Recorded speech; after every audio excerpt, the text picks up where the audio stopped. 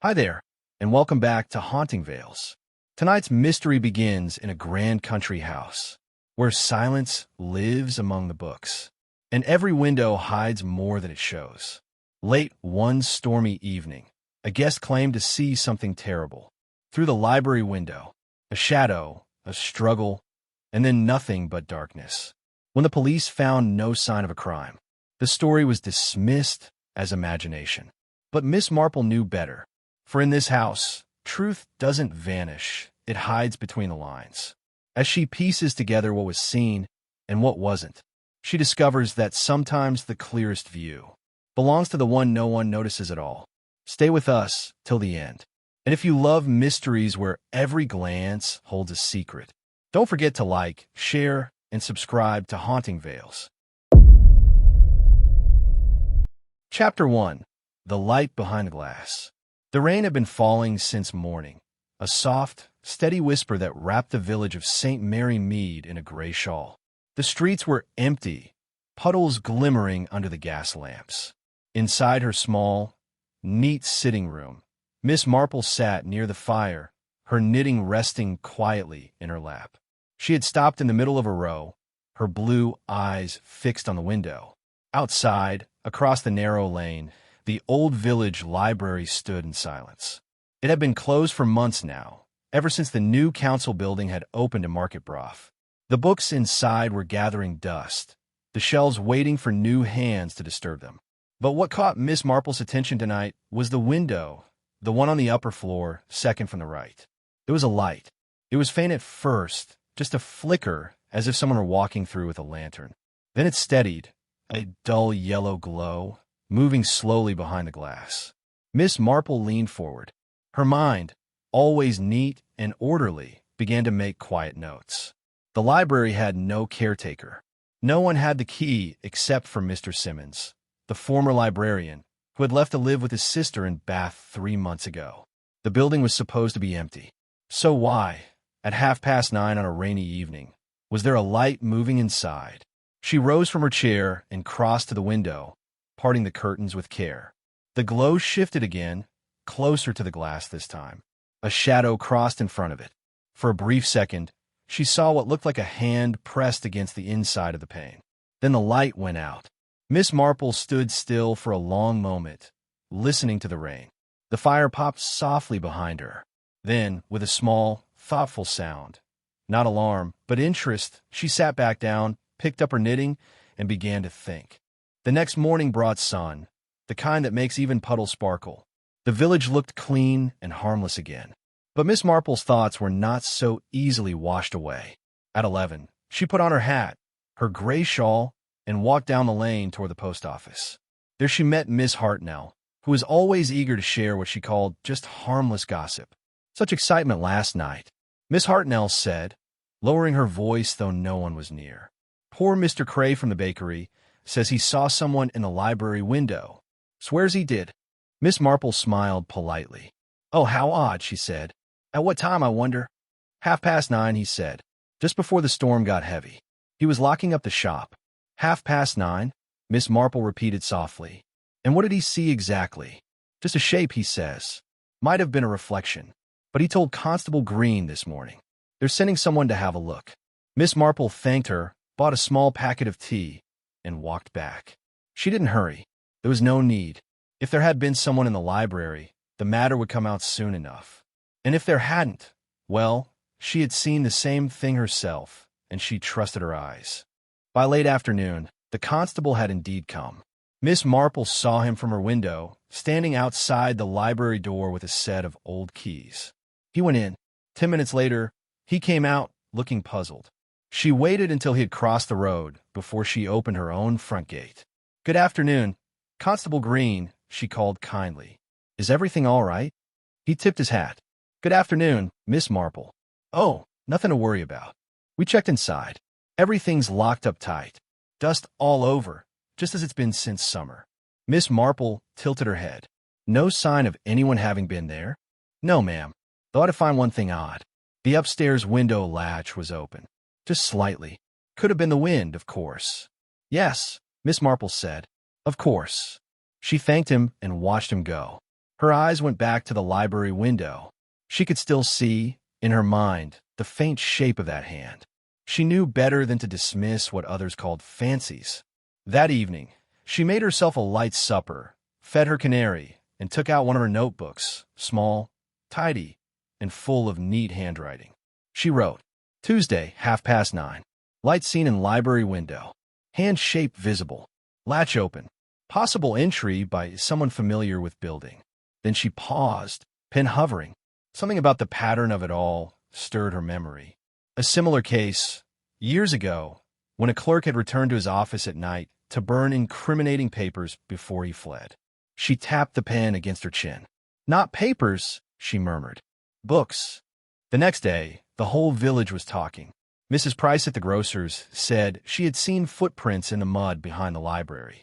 Mr. Cray, the baker, told everyone that his cat had been behaving strangely, staring toward the building and hissing. By noon, a rumor had started that the library was haunted. Miss Marple smiled when she heard it. Villagers often preferred ghosts to simpler explanations, especially when those explanations involved people they knew. But she also noticed something else. At the edge of the village green stood a young woman named Emily Carter, the new schoolteacher. She had arrived only a month ago and often walked home past the library in the evenings. Today she looked pale, distracted. When she saw Miss Marple watching her, she turned quickly away. That, Miss Marple thought, was worth a quiet conversation. The chance came sooner than expected. That evening, as Miss Marple was trimming her roses, she heard hesitant footsteps. Emily stood by the gate, twisting her gloves in her hands. Miss Marple, she said softly, may I speak with you? Of course, my dear, Miss Marple replied, motioning her in. Come inside. You look as though you've seen a ghost, though I dare say it's only the weather again. Emily managed a weak smile, but said nothing until they were seated. It's about the library, she began. I saw something too. Miss Marple nodded. Tell me. I was walking home from school yesterday evening. I passed the library just before the rain started. I saw a man standing by the side door. He looked up at me, only for a second, then stepped back into the shadows. I thought perhaps he was sheltering from the rain. But when I looked again, he was gone. A man, Miss Marple asked. What sort of man? I couldn't see clearly. He wore a dark coat and a hat pulled low. But I remember his shoes. They were polished, too polished for someone just passing through. Miss Marple's eyes glimmered with thought. And you didn't tell anyone? I thought it would sound silly. And then I heard about the light. Miss Marple reached over and patted her hand. It isn't silly at all, my dear.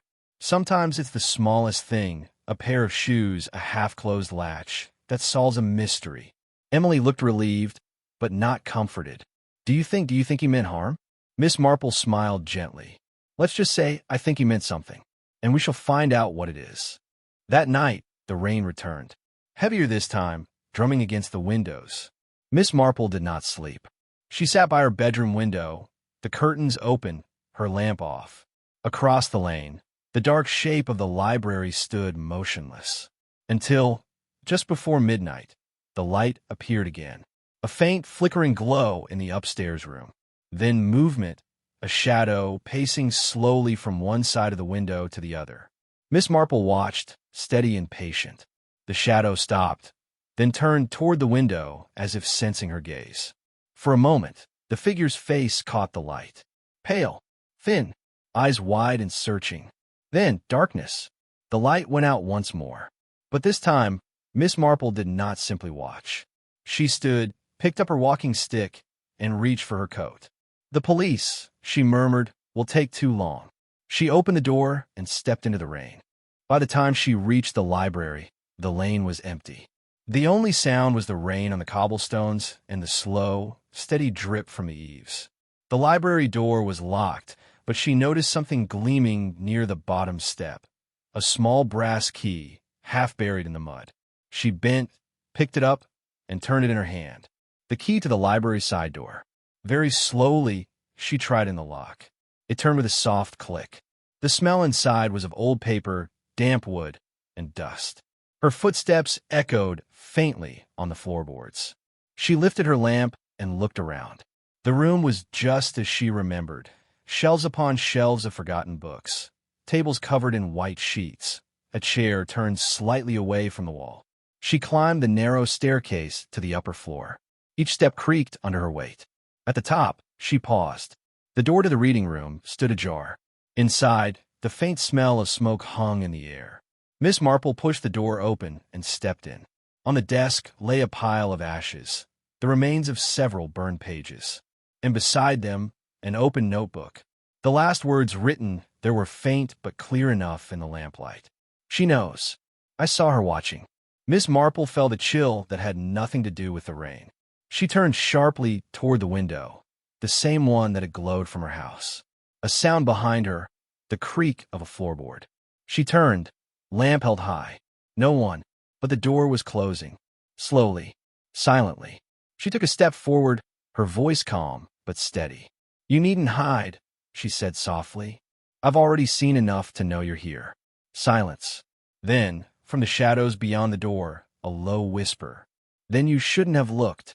The lamp flickered and went out. Chapter 2. The Whisper Among the Shelves. The rain had stopped by morning. The air was heavy and still, as if the village itself were holding its breath.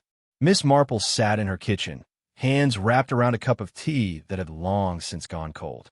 She had not slept. Every time she closed her eyes, she saw that flicker of movement behind the library door, and heard again that whisper from the dark. "Then you shouldn't have looked." The words were not shouted. They were not angry. They were almost sad. At first light, she had returned home, her clothes soaked, her hair damp with mist. She had said nothing to anyone, not even to Constable Green when he passed by later that morning. It was not the time yet. A good detective, she always said, never rushes her stitches. She placed her cup down and looked out the window toward the library. The upper panes were dull again, no sign of light. But she knew someone had been there, someone who didn't want to be seen, someone who was afraid. By mid-morning, the village was humming again with talk. Mrs. Price had told everyone that she'd seen Miss Marple lurking about near the library late at night, though in truth, Mrs. Price would have called the Queen herself a lurker if it made a better story. Miss Marple didn't mind. She had a reputation for curiosity, and in her case, it served as cover. At 11, she took her usual walk down to the grocer's. Constable Green was there, talking with Mr. Cray, the baker. His face looked troubled. "Morning, Constable," Miss Marple said gently. "You look as if the clouds are still following you." He tipped his hat, managing a tired smile. "Morning, Miss Marple. There's been a bit of a shock, I'm afraid. Old Mr. Simmons, the librarian. He's been found dead. In Bath." "Dear me," said Miss Marple softly. "How very sad. Heart attack, they say. His sister found him early this morning. We only just had the message." "How strange," she murmured. "Only yesterday we were talking about the library again." The constable nodded. "Yes, ma'am, though it's probably just coincidence. Still, I don't like coincidences much." "Neither do I," Miss Marple said, her voice low. That afternoon, Miss Marple paid a visit to Emily Carter at the schoolhouse. She found the young woman sitting at her desk, a stack of exercise books untouched before her. "My dear," Miss Marple said kindly, "you look as though you haven't eaten a thing all day." Emily glanced up, startled. I've just been marking papers." "I see. And have the papers been marking you in return?" Emily gave a nervous laugh, then sighed. "I heard about Mr. Simmons. It's dreadful, isn't it?" "Yes," said Miss Marple, "though I can't help feeling it's rather too convenient. Tell me, did you ever meet him?" "No, only heard of him. The children used to talk about him. Said he was very strict, but kind." Miss Marple walked to the window, looking out at the quiet lane. "You said you saw a man by the side door that night. Are you sure it wasn't Mr. Simmons?" Emily frowned. "No, I'm sure. The man I saw was younger. Taller, too. He moved quickly, like someone who didn't want to be recognized." Miss Marple nodded slowly. "Thank you, my dear. That's very helpful." Emily hesitated. "Miss Marple, last night, did you go to the library?" The old lady's knitting needles, still tucked in her shawl pocket, clicked faintly as she turned. "Yes," she said simply. "I went. And was someone there?" Miss Marple's eyes met hers. "Yes." "What did you see?" Miss Marple shook her head. "Nothing clear enough to name. But I found something. Ashes. Someone had burned pages, and a note that said she knows. I saw her watching. Emily paled. That's awful. What could it mean? Miss Marple's gaze softened. That, my dear, is what we must find out. And I think you might already have one of the threads. Me? People often tell things to the new school teacher, things they wouldn't tell anyone else. Has anyone mentioned the library recently? Anyone anxious, perhaps? Emily thought for a moment. Well, Mrs. Graves mentioned she'd seen someone walking near the library at odd hours. She thought it was one of the boys from the farm, but she said he always carried something under his arm, like a folder. Thank you, Miss Marple said. You've been most helpful. She gave Emily's shoulder a reassuring pat, though her mind was far from calm. That evening, Miss Marple made a quiet call at the vicarage. Reverend Leonard Clement was used to her visits, though her questions often made him uneasy. Miss Marple, he said kindly, you look troubled. More mysteries among your roses. Not this time, Reverend. This one blooms across the lane. Tell me, did Mr. Simmons ever leave anything here? Books, papers, donations? He smiled. Oh, often. He left a box of old parish records, I believe. Why? May I see them? He looked puzzled but obliged. Together, they went into the vestry, where he produced a wooden box labeled Library Inventory, 1934. Miss Marple knelt beside it, her hands steady despite her age. Inside were yellowed pages, letters, and ledgers. She flipped through carefully until she found one entry that caught her eye. It was a list of books borrowed during the year. Next to one title, The History of Local Estates, was a faint pencil mark in the name A. Graves. Miss Marple's eyes narrowed slightly. Mrs. Graves, she murmured. Now, that is interesting. Do you think it means something? The vicar asked. Oh, yes, she said quietly. Quite possibly everything.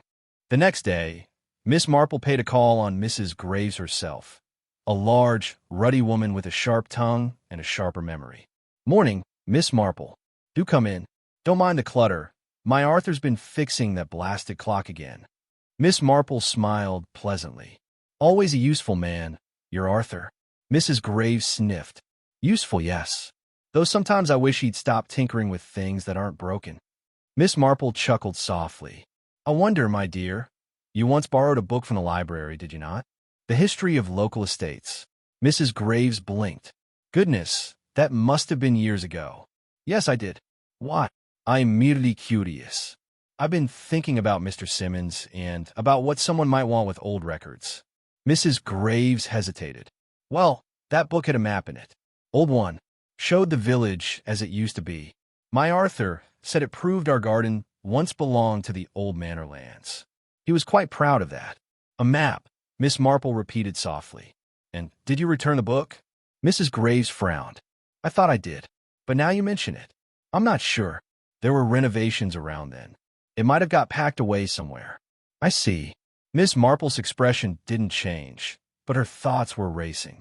A missing book. A map. Burned pages in the library. Someone had been trying to erase something. Not words, but records. That night, the light appeared again. Miss Marple saw it from her window, brighter this time, as if whoever was inside had grown careless. The figure moved quickly, bending over the desk. Miss Marple lifted her binoculars, a modest pair she used for birdwatching. Through the lens, she saw the faint outline of a young man. Dark hair, thin frame, his face pale in the lamplight. He was tearing pages from a book. She watched him place them in a small tin tray, then light a match. The flame flickered, then grew.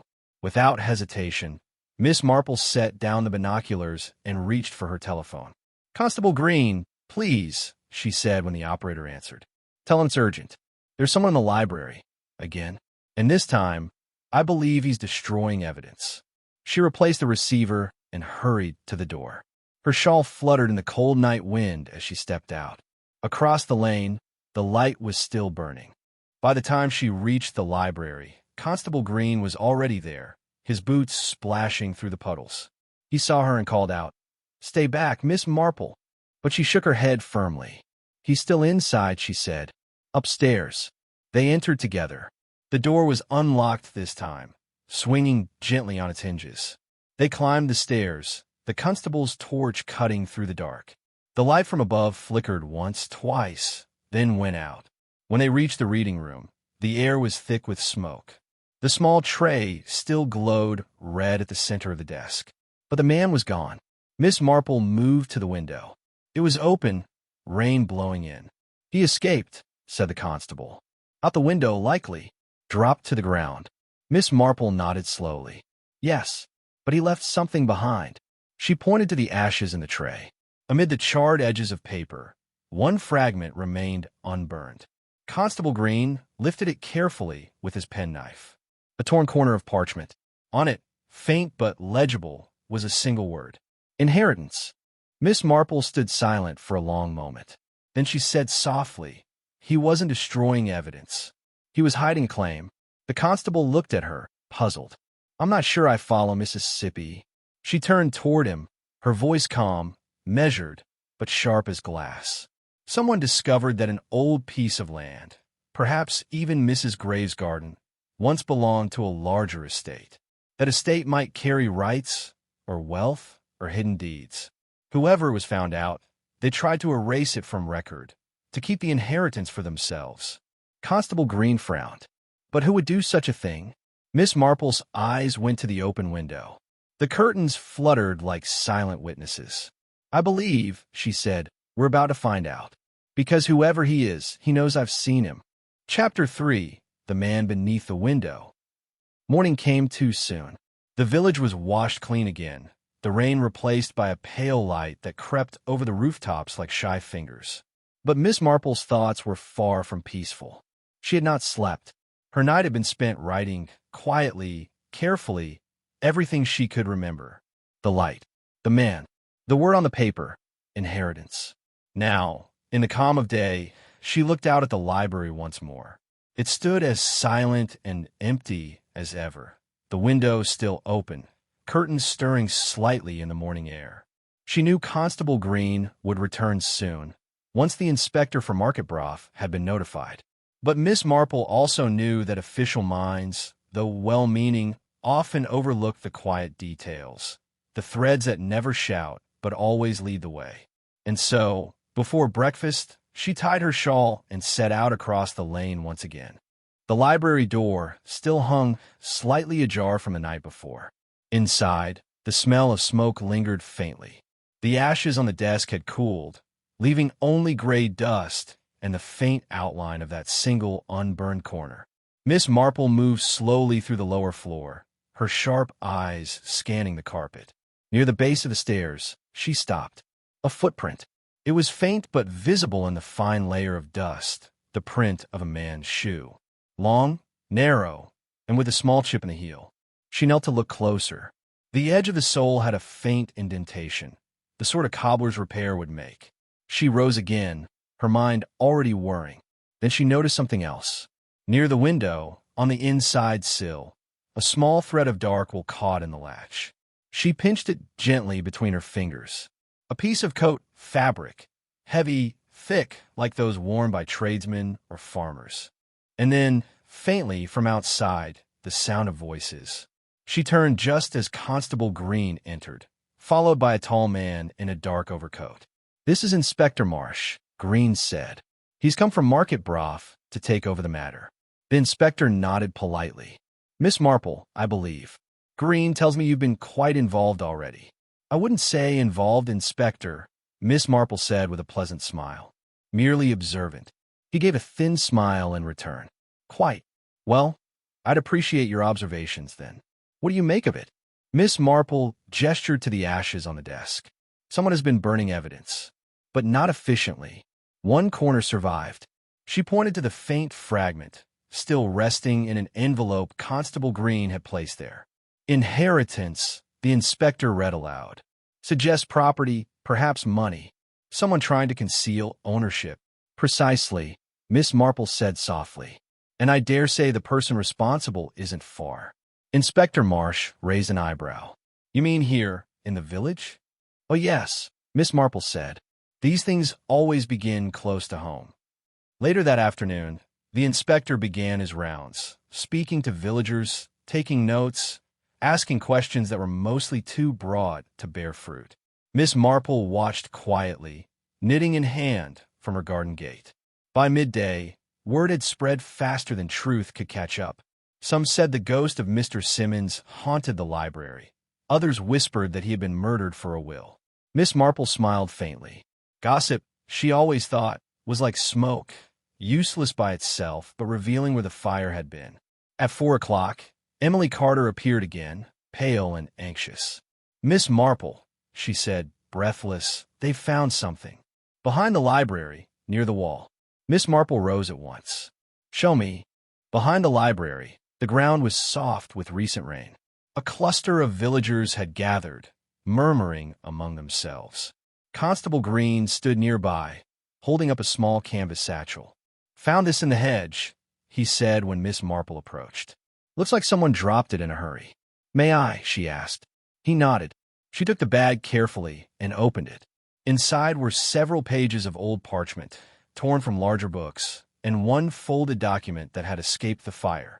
She unfolded it slowly. The writing was old, the ink faded, but the heading was clear. Transfer of estate holdings, 1872, and beneath it, in neat handwriting, property of the late Harold Graves. Miss Marple's eyes flickered. Graves, she murmured. Of course. Constable Green frowned. That's Mrs. Graves' family, isn't it? Yes, said Miss Marple. Her husband's grandfather, if memory serves. And what's this paper mean, then? It means, Miss Marple said quietly, that someone recently discovered the Graves' property wasn't theirs at all, at least, not legally. That land was once part of the old manor, and this document may prove it still belongs elsewhere. Emily's brow furrowed. But why burn it? Because, Miss Marple said gently, if you can't own something, you can at least keep others from finding out. The inspector took the papers away, promising to send them for verification. The villagers soon drifted off, muttering theories. But Miss Marple stayed behind, her eyes on the wet earth where the satchel had been found. Something bothered her.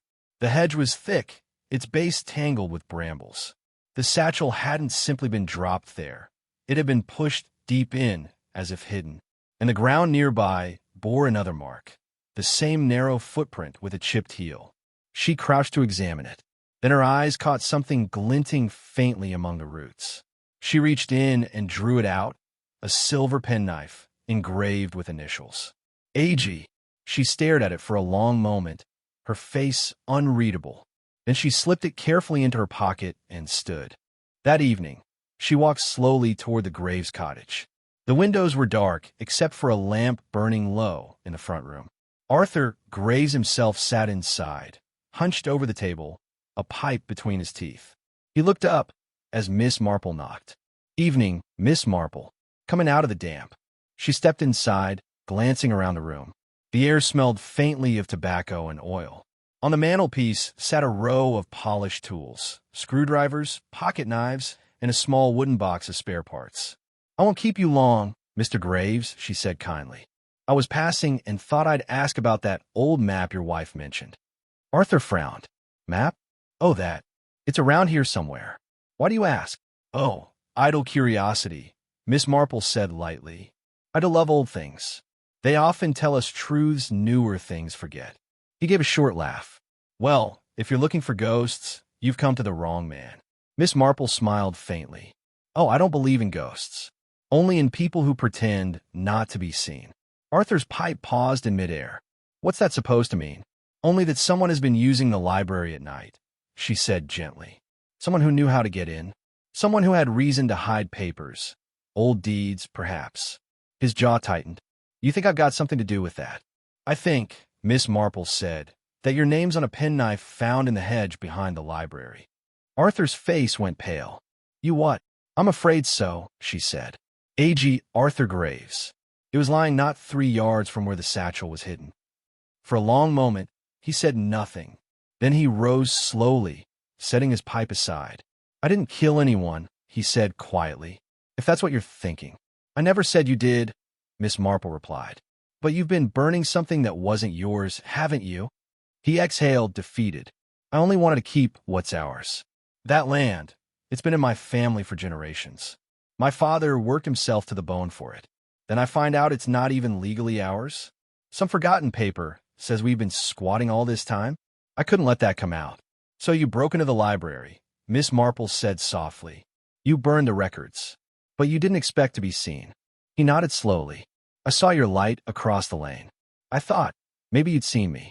When I wrote that note, I wasn't thinking straight. You mean she knows? I saw her watching. He nodded again. I didn't mean to frighten you. I just wanted to warn myself. To remind me, I had to be careful.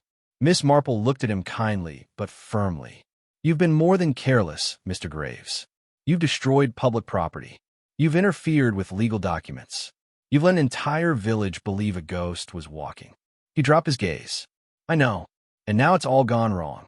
Yes, she said softly. It usually does when one starts from fear. Outside, the evening light was fading. Miss Marple stood at the door, her shawl pulled tight. Arthur followed her to the step. What will you do? He asked quietly. I shall tell the inspector what I know, she said. But I shall also tell him that guilt, like truth, comes in shades. Perhaps they'll show you mercy if you show them honesty. He nodded weakly. Thank you, Miss Marple. As she turned to leave, he said, almost pleadingly, I never meant harm. I just didn't want to lose everything. She looked back, her voice gentle. No one ever does, Mr. Graves. But one cannot save what was never theirs to begin with. The next morning, Inspector Marsh came to her door. We've had a confession, he said. Artur Graves claims he acted alone. Said he found the deeds and panicked. Miss Marple nodded. He did. The inspector studied her face. You knew all along, didn't you? Not all along, she said. Only after I saw his shoes. Narrow, chipped at the heel, same as the print on the library stairs. He smiled faintly. You see more than the rest of us combined, Miss Marple. Not more, she said gently. Just differently. That night, the library stood quiet again. No lights behind the glass, no whispers among the shelves. Only the steady silence of a building that had seen more than its share of secrets. Miss Marple sat by her fire, her knitting in her lap. Outside, the rain began once more, a soft, steady rhythm against the window. She looked up at the library, her expression thoughtful. It's curious, she murmured, how much people will hide for the sake of what they think they own, and how little they see of what really belongs to them. Peace, honesty, rest. She added another stitch to her pattern, the needles clicking softly. Then she smiled to herself and whispered. Still, it was a very good mystery. The clock struck 10. The fire burned low, and across the lane, the library window reflected only the rain. Chapter 4. The Silence That Remained. Days passed quietly in St. Mary Mead. The gossip had cooled, the library reopened, and life, like the steady ticking of Miss Marple's mantel clock, moved on as though nothing dreadful had ever happened.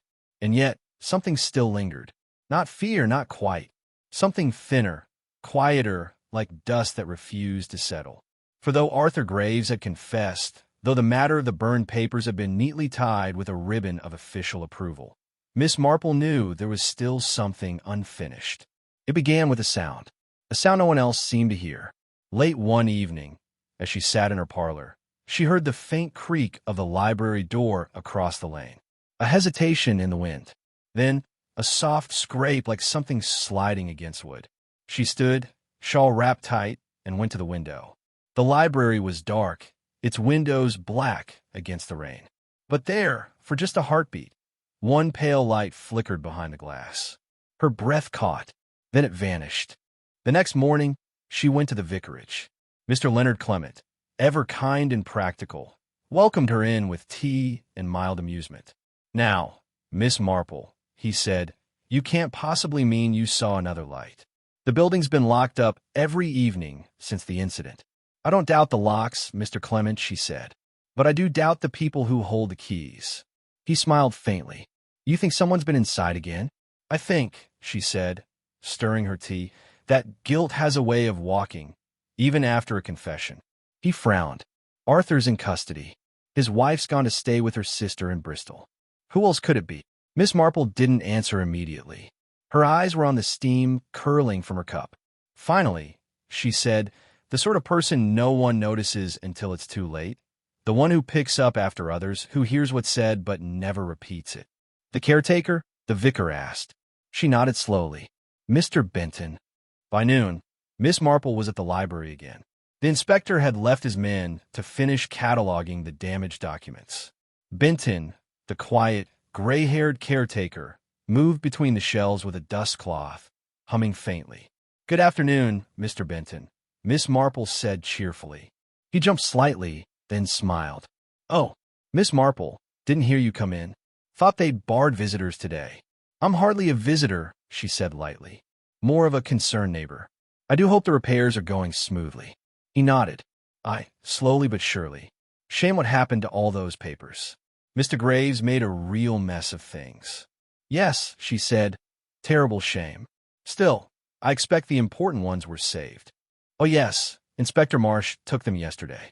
Miss Marple's eyes flicked toward the desk. A pile of unsorted folders still sat there. Those weren't sent along? He shook his head. Just old accounts. Nothing worth bothering. May I have a look?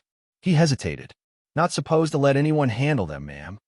Oh, of course, she said sweetly. But it's only me. I assure you, I shan't disturb a thing. He gave a nervous laugh and stepped aside.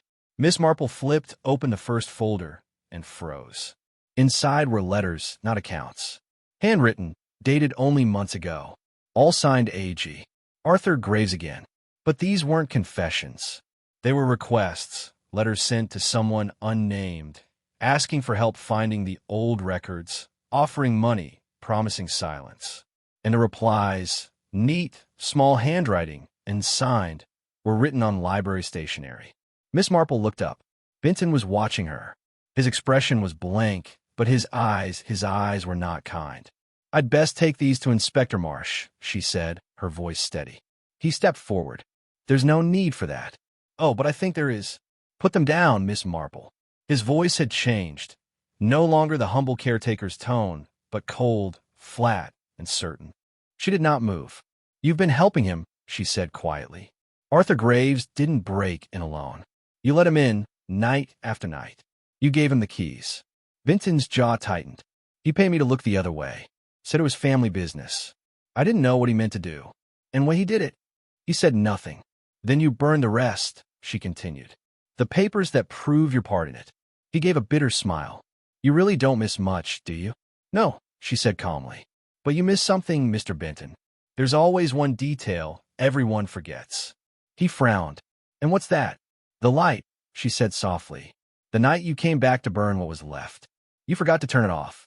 For a long moment, they stood in silence, the ticking of the clock loud in the still room. Then Benton moved. Too fast. He reached for the papers. Miss Marple stepped back, and the folder fell to the floor. Pages scattered. Benton froze, not because of her, but because of the sound behind him. The door opened. Inspector Marsh stood there, flanked by Constable Green. Very good, Miss Marple, Marsh said calmly. You were right again. Benton's shoulders sagged. You tricked me, he muttered. Miss Marple's voice was gentle. No, Mr. Benton, you tricked yourself. When you let greed and guilt share the same key. It was over within minutes. Benton was led away, silent, eyes on the floor. Later, as the inspector locked the door behind him, he turned to her. I should have guessed, he said. But you saw it before any of us. Miss Marple smiled faintly. It's the quiet ones, Inspector. They make fewer mistakes, but the ones they make are always fatal. He nodded thoughtfully. We'll see justice done. I'm sure you will, she said softly. Though justice, like truth, is often slower than we'd like. That evening, the rain stopped at last. The clouds broke apart, and the village lay bathed in silver moonlight. Miss Marple sat by her fire again, knitting in her lap, the warmth of the flames brushing her face. The village clock struck 9. Peace at last, but she could not help glancing toward the window one last time. The library stood still and dark, its single window reflecting the quiet street. She smiled faintly. And so ends another story, she whispered. All for a light behind the glass. She set her knitting aside, reached for her teacup, and let the silence settle once more. Weeks later, the library reopened properly. The villagers returned, their fears turned into stories told over tea. Miss Marple visited once more, standing before the window that had begun it all. Her reflection shimmered faintly in the glass. Behind her, children whispered between the shelves. Outside, the bell tolled. She smiled. Strange, how quickly fear becomes a tale, and how tales, in their way, keep the truth alive. She looked up once more at the pane, now washed and spotless. Then she turned away. The window caught her reflection one last time, calm, composed, and faintly amused. And beyond it, in the soft light of afternoon, St. Mary Mead went on as if nothing at all had happened. Miss Marple folded her hands. "And that," she murmured, "is quite enough mystery for one lifetime." If you enjoyed this mystery, don't forget to like, subscribe, and join us again for another quiet corner of crime and curiosity. Because sometimes the most peaceful places hold the darkest secrets. This was The Library Window, a Miss Marple mystery.